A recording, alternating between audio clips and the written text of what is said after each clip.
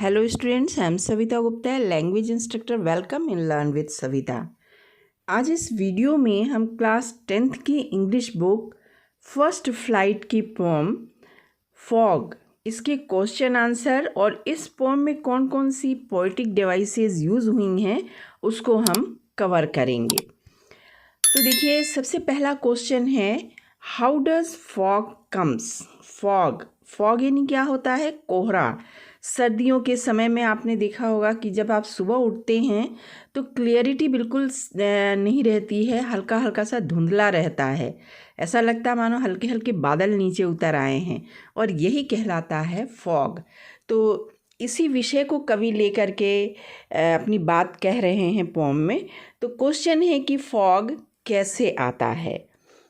तो fog comes slowly and silently like a cat. Fog जो है, कोहरा जो है ना, वो बिल्ली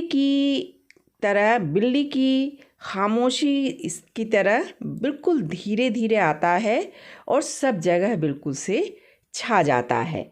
आपने मार्क किया होगा कि कोहरा कब आता है कब जाता है पता भी नहीं चलता है। Then where does the fog look like. Fog जो है लुक ओवर है ना, तो फॉग कहाँ कहाँ दिखता है? कवि कह रहे हैं the fog looks over the harbour and the city. Fog जो है हार्बर यानी बंदरगाह के ऊपर और सिटी यानी सारे शहर के ऊपर दिखता है, यानी कि पूरे बंदरगाह को और पूरे शहर को कोहरे ने अपनी चादर में लपेट लिया है। How does the fog spread over the harbour and the city. तो हार्बर यानी कि बंदरगाह पर और शहर पर किस तरह छाया हुआ है कोहरा। द फॉग कम स्टील्थली, चुपके से, like a cat without making any noise, बिना कोई शोर किए।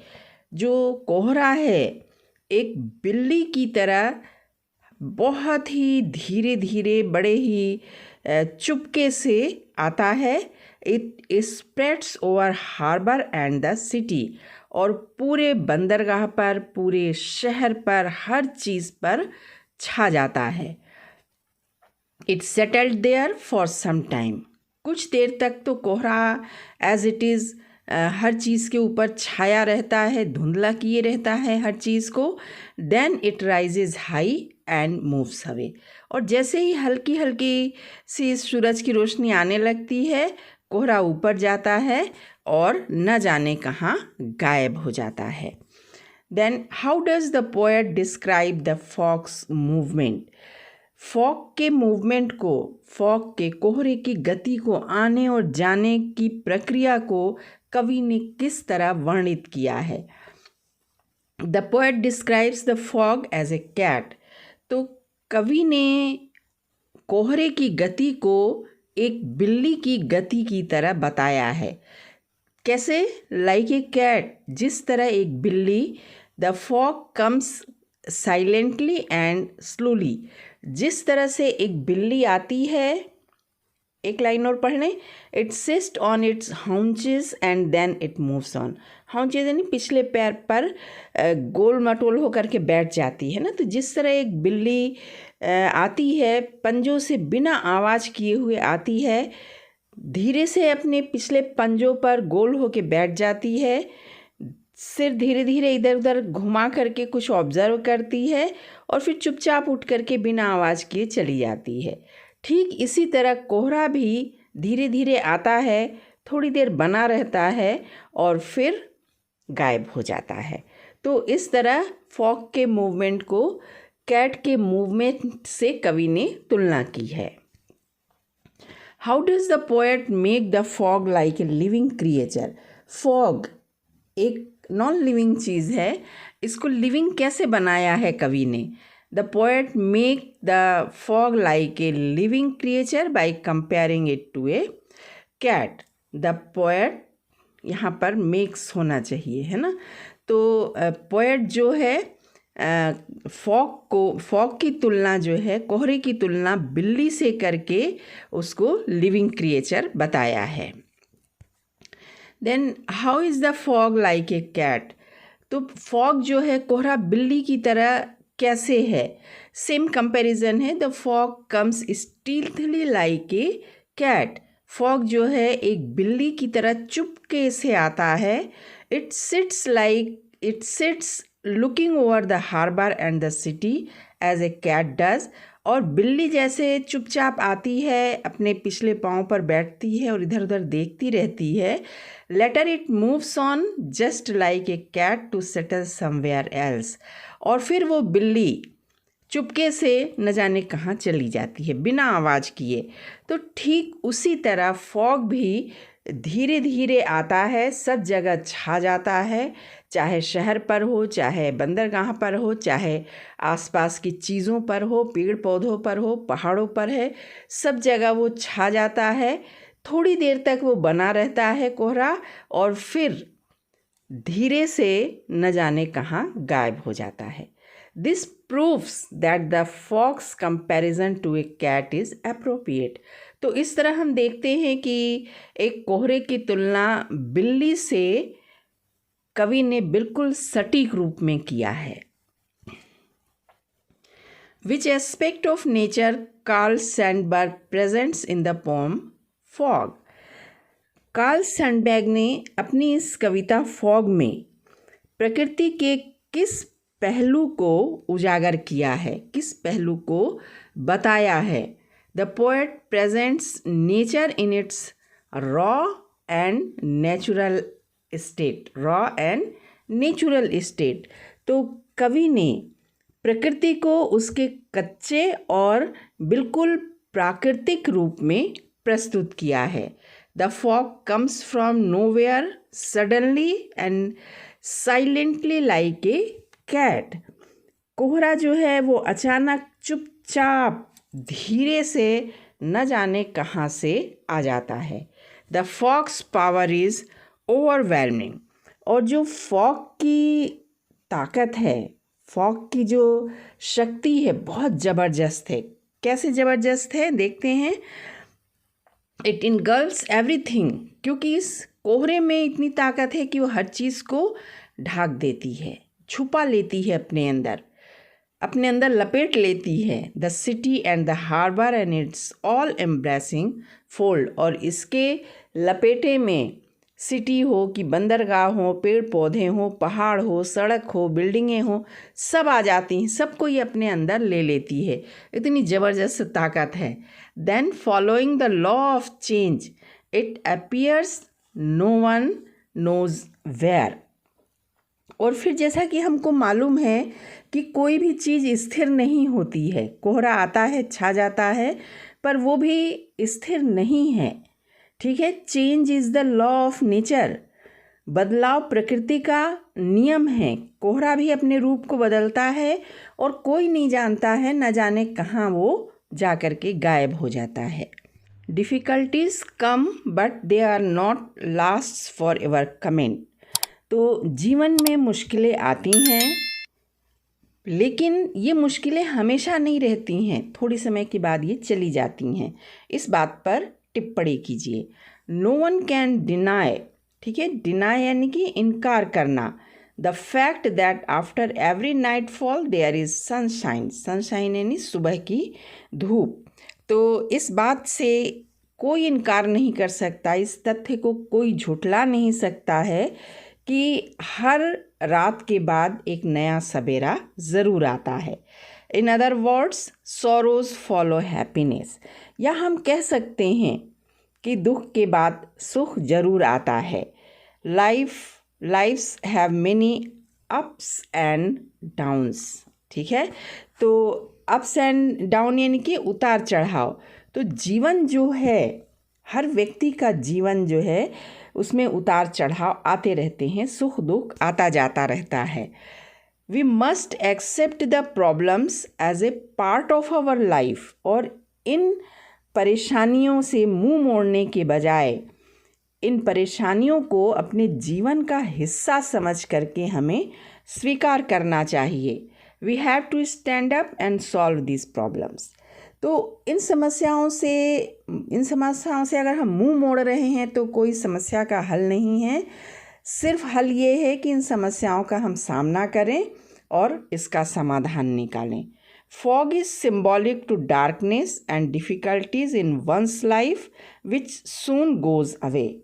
तो प्रस्तुत कविता में कोहरा अंधकार या जीवन में आने वाली कठिनाइयों का प्रतीक है। ठीक है, और ये जो कठिनाइयाँ हैं किसी के भी जीवन में लंबे समय तक नहीं रहती हैं, शीघ्र ही चली जाती हैं, है ना। कहते हैं कि सुख नहीं ज़्यादा देर तक टिका तो दुख भी नहीं टिकेगा, जल्दी चला जाएगा, है ना। तो ये कठिनाइयाँ भी चली जाती हैं, हताश नहीं होना चाहिए। We should look at the brighter side of the life. और हमें जीवन के उजले पक्ष को देखना चाहिए, जीवन में हमेशा आशावादी रहना चाहिए। तो अब यहाँ से हम देखते हैं कि इस पोएम में कौन कौन सी पोएटिक डिवाइसेस यूज़ हुई हैं। तो सबसे पहले हम देखते हैं rhyme scheme. The poem doesn't have any rhyme scheme since it's written in free verse. जो पोएम है फॉग, ये फ्री वर्स में लिखा गया है, इसलिए इसकी कोई भी राइमिंग स्कीम नहीं है। नेक्स्ट देखते हैं मेटाफर।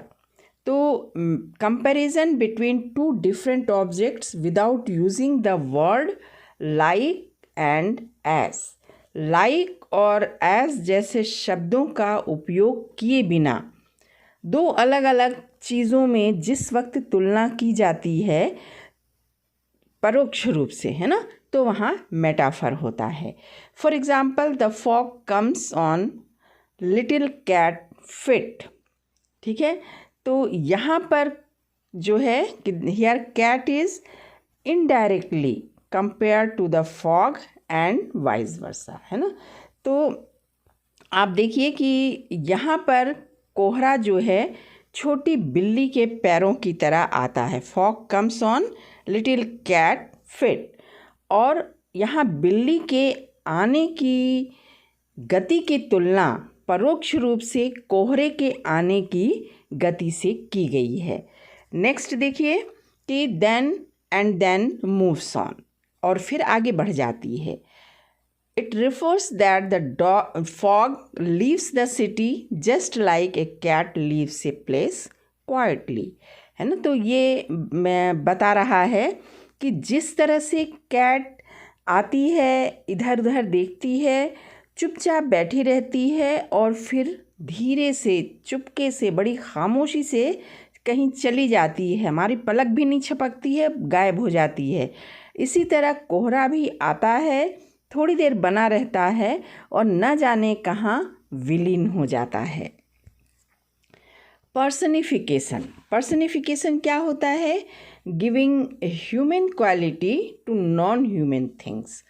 जो नॉन लिविंग थिंग्स हैं उनको ह्यूमन क्वालिटी देना, सजीव के रूप में बताना जो है पर्सनिफिकेशन में आता है। It sits looking over the harbour and city, है ना। इट सिट्स लुकिंग, तो यहाँ ये जो लाइन है ये किसको प्रेफर किया गया है? फॉग के लिए कहा गया है कि वो आता है, बैठता है और देखता है, यानी कि चारों ओर छाया रहता है। Fog which is a thing is doing the action of sitting and looking. तो यहाँ फॉग जो है बैठ रहा है, और बैठने का काम लिविंग करते हैं। फॉग देख रहा है चारों ओर, देखने का काम भी लिविंग बीइंग करते हैं। तो यहाँ पर ह्यूमन क्वालिटी जो है वो दी गई है फॉग को। Hence fog is personified here, इसलिए फॉग का यहाँ पर्सनिफिकेशन किया गया है। इमेजरी, तो इमेजरी क्या है? Imagery is the use of descriptive language to create visual in the mind and thought. तो इमेजरी क्या है? शब्दों के काव्यात्मक वर्णन के द्वारा रीडर के माइंड में, रीडर के दिमाग में, रीडर के थॉट में, उसके विचार में एक सजीव चित्र को प्रस्तुत करना इमेजरी कहलाता है। The face the fog comes on, sits looking and moves on. Invoke imagery of movement in the poem. तो जब हम इस पोएम को पढ़ते हैं तो हम पाते हैं कि बहुत से यहाँ फ्रेजेस ऐसे हैं जो रीडर के माइंड को स्ट्राइक करते हैं। ऐसा लगता है मानो आँखों के आगे कोई फिल्म चल रही है। जैसे हम देखें, ये फ्रेज़ है the fog comes on, fog आ रहा है। सिट्स लुकिंग, बैठ के देख रहा है। एंड मूव्स ऑन, और फिर चला जा रहा है। ठीक है, तो it invoke imagery of moment in the poem. तो यह कविता जो है इमेजरी के माध्यम से गति को प्रस्तुत कर रहा है। which create an image of fog entering, sitting over and then finally moving away। तो गति की कल्पना के माध्यम से फॉग का आने के बाद शहर बंदरगाह पर छा करके थोड़ी देर तक ठहर के रहना और फिर कुछ समय के बाद चुपके से चला जाना। तो मतलब एक गति को दर्शा रहा है यहाँ। The phrase along with moves away from the city, the phrase along with little cat feet and silent haunches come together to compare the actions of the fog to that of a cat। तो इस तरह से आप देखिए कि गति की कल्पना जो है वो इस पोएम में साकार हो रही है। कैसे कि एक और चीज़ अगर हम देखते हैं तो हम देखते हैं दो फ्रेज़ है यहाँ, little cat feet and silent हाउंजेस।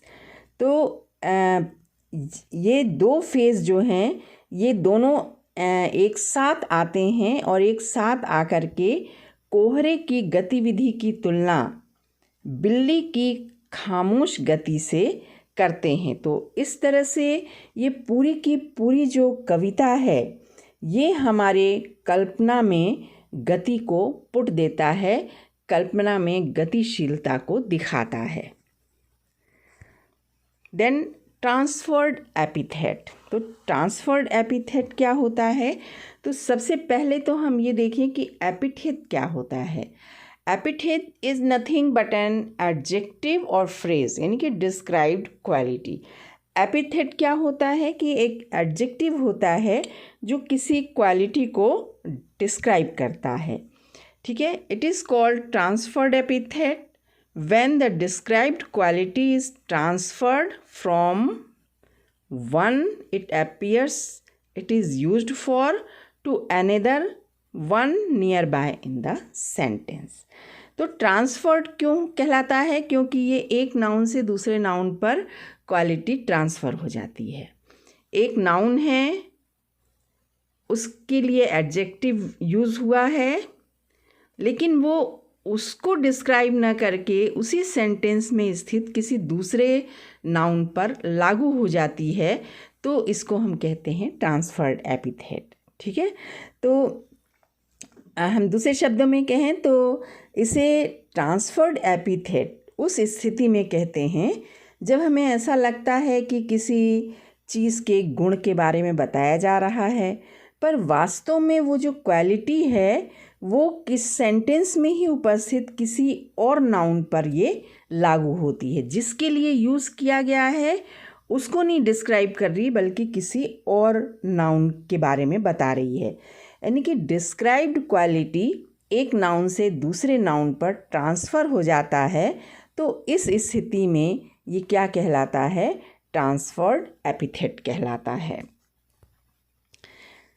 For example the phrase on silent haunches. तो यहाँ देखिए कि साइलेंट हाउंचेस जो है ये ट्रांसफर्ड एपिथेट का बहुत बढ़िया उदाहरण है ना। तो ये कह रहे हैं साइलेंट हाउंचेस, तो हाउंचेस साइलेंट नहीं है। ठीक है, it is an example of transferred epithet. Here haunches are not silent, haunches silent नहीं है। तो साइलेंट क्या है? Rather the phrase refers to how a cat silently sits on its back leg. जब बिल्ली आती है, धीरे से पैर मोड़ती है और बड़े ही खामोशी से पैर के ऊपर बिना आवाज़ किए बैठती है, तो उसका मूवमेंट साइलेंट है, उसके पैरों की आवाज़ साइलेंट है। यहाँ साइलेंट बताया गया है हाउंचेस को, पर वास्तव में हाउंचेस साइलेंट नहीं है, बिल्ली की बैठने की मूवमेंट साइलेंट है। तो देखिए साइलेंट जो कि एक एडजेक्टिव है, ये हाउंचेस से बिल्ली के पैरों की ओर ट्रांसफ़र हुआ है, इसलिए ये एक एग्जाम्पल है ट्रांसफर्ड एपिथेट का। नेक्स्ट है assonance. What is assonance? It is the repetition of the vowel sound in the same line. तो सेम लाइन में जब वोवेल साउंड का रेपिटेशन होता है तो वहाँ पर एजोनेंस होता है। जैसे यहाँ एग्जाम्पल दिया है, इट सिट्स लुकिंग, तो आई, यहाँ साउंड आई का रेपिटेशन हो रहा है। देन द फॉग कम्स, तो यहाँ साउंड ओ का रेपिटेशन हो रहा है, वोवेल है आई और वो, इसलिए यहाँ पर एजोनेंस आता है। नेक्स्ट है consonance. Consonance same, it is the repetition of consonant sound. Consonant sound का उसी लाइन में रेपिटेशन होता है। For example on little cat feet, sound ट का रेपिटेशन हो रहा है। ऑन साइलेंट हाउंचेस, साउंड स का रेपिटेशन हो रहा है। तो ये दोनों ही कॉन्सोनेंट हैं, इसलिए यहाँ पर क्या हो रहा है, कॉन्सोनेंस। एंड नेक्स्ट आता है एंजैबमेंट। ठीक है, तो सबसे पहले हम देख लें एंजैबमेंट क्या होता है। It is the continuation of a sentence without any pause beyond a line, पंक्ति, कपलेट, दोहा, स्टेंजा, छंद, है ना। जब किसी पोएम में उस कविता की लाइंस, उसके कपलेट या पूरा का पूरा स्टेंजा बिना किसी पंक्चुएशन मार्क के सिंगल लाइन में कंटिन्यू होता है, ठीक है, तो वहाँ एंजैबमेंट पाया जाता है। In this poem too we find sentence continuing to the next line. तो इस कविता फॉग में भी हम पाते हैं कि पोएम एक लाइन से दूसरे लाइन में बिना किसी पंक्चुएशन मार्क के कंटिन्यू है, इसलिए ये पोएम जो है फॉग, ये इसमें भी एंजैबमेंट है। तो so students, this is all about the question answer and the poetic devices used in the poem. ठीक है, आई होप कि आपको ये वीडियो अच्छी लगी होगी, है ना। तो मेरे इस चैनल को सब्सक्राइब कर लीजिएगा, लाइक और कमेंट भी कीजिएगा, बेल आइकन ज़रूर दबा दीजिएगा ताकि आने वाला वीडियो का नोटिफिकेशन आपको मिल सके। Thank you, thanks for watching the video.